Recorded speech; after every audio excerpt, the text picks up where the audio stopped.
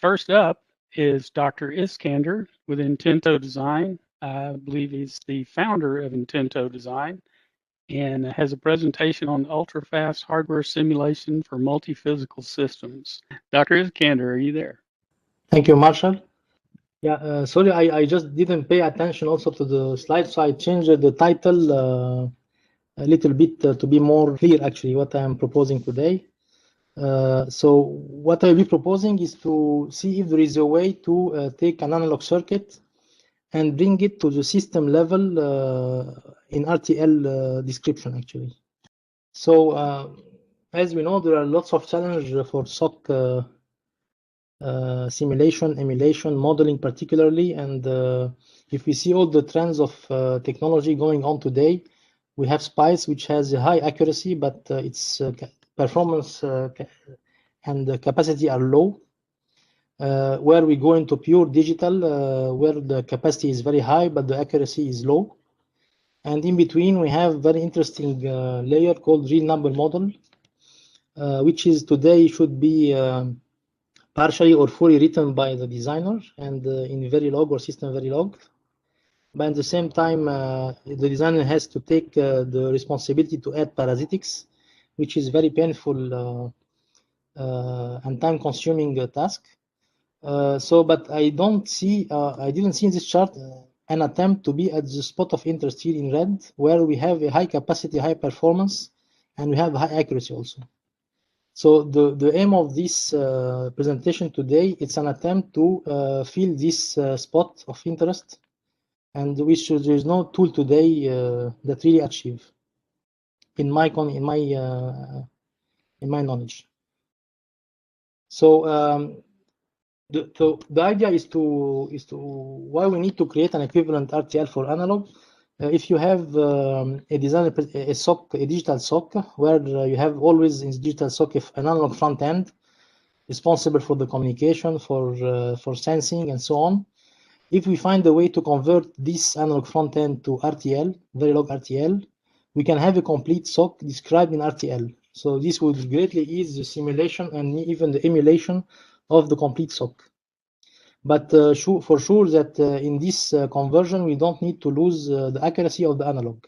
We need to be as accurate as possible to analog. So this means that we have to bring some type of parasitics of each transistor model inside this model of the analog front end. This technology profits from an Intento design representations that we have elaborated for analog circuits, and which help greatly to convert an arbitrary analog block into an RTL description. So what we have done is, this is a fully automated tool that we succeeded to develop. We have been working on this in the last 3 years. The idea is we succeeded to take an electronic IP, and we converted automatically into this Intento design representation. And once we convert this into this representation, we are capable of generating a solver for solving the nonlinear time-varying ordinary differential equation. And this particular solver is around 800 of lines that is sufficient to solve the IP. But we can convert this solver is then converted is already generated in the C++ code. We make sure that it is in synthesizable C++ code, and then it becomes the real number model. The solver with the connectivity becomes the real number model in C++ code. We can convert it with tools like Vivado, like many other tools like Catapult, Vivado, and so on. We can convert it into a Verilog RTL, and we can either do a simulation, pure digital simulation on a digital simulator, like the different ones, Questa, Exilium, and so on. And we succeeded to reproduce here at this stage the analog behavior of the electronic components that we used.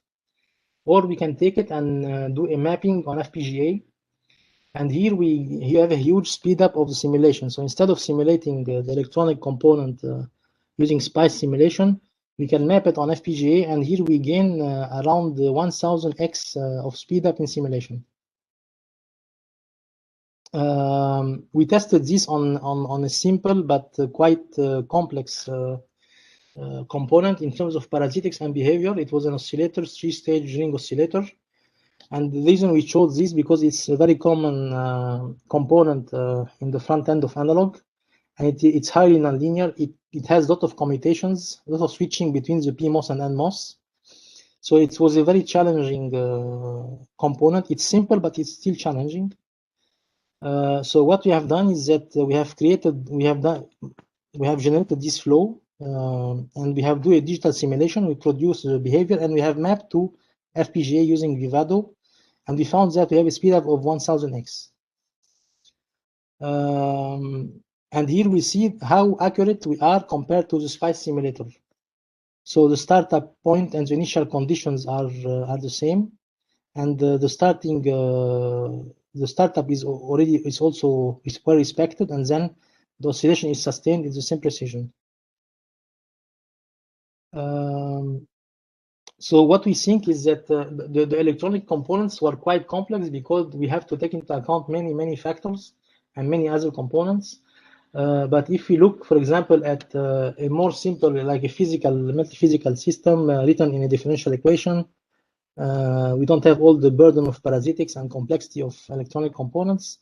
We can see, for example, if we have a component like this, a bond graph, we can solve the same equations that we have done for the electronic system. It has time-varying coefficients and also a first-order ordinary differential equation. So we examined most of a big portion of the physical systems, like thermal, chemical, and so on, and hydraulic, and so on, mechanical. Most of them are obey to this rule of this differential equation representation. So we think that we can bring this physical analog, this physical solver to other systems in the system level. I can say, for example, I did a presentation last week, and somebody asked me, some company contacted me and they asked me if we can use it for autonomous vehicles, for example, if we can use the same solver at system level for autonomous vehicles, for example. This is one way to use it. So there are lots of potential applications. I just cited very few. We can generate automatic and conservative and accurate three-number models for analog. We can port them on emulators, or we can port them as a standalone C++ code inside any kind of software. We don't need a simulator behind. It's a standalone C++ code. We can use it for visual prototyping of autonomous vehicles, for example. We can use it also for system simulation of reliability and failure analysis. This is very few things, but there are lots of other applications where we can use this kind of approach. And today we are looking for a partnership from EDA, IDM, or fabless companies to partner with us and demonstrate this technology on more advanced nodes like FinFET, for example. And if we can build also more complex IPs like phase lock loops and charge pumps and all the kind of mixers and all the kind of components that are in the front end. And also we think that we can use it in an easier way to solve multiphysical systems in general. Thank you very much. And if you have any questions. Hello, I have a question. Yes. Hi. How do you, so if I'm comparing this to, like, say, a SPICE solver, one of the things it has to deal with is the nonlinearity of the device models, and so they have to do Newton-Raphson and so on. How does your system deal with that sort of issue? We use the particular solver, and we modified some of the solver, the non-solvers, and we added some kind of conversion accelerators. So we made a very simple solver, but it's quite powerful to solve the system level actually. Right. We didn't go into the burden of having we don't have Newton-Raphson, we don't have this kind of use much simpler. I cannot disclose which type of algorithm, but we use things that are really much simpler to be able to synthesize them also.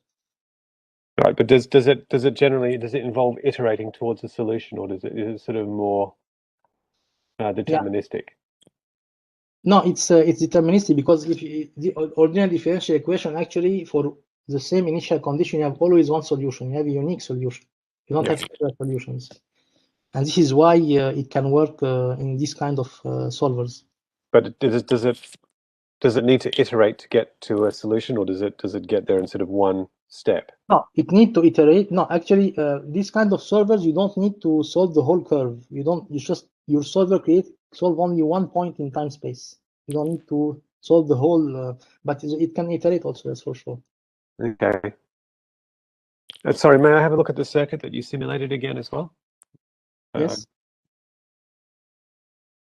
Oh, that's a ring oscillator, is it? But yeah, it's 3 inverters, and then there is a feedback. Okay, thank you.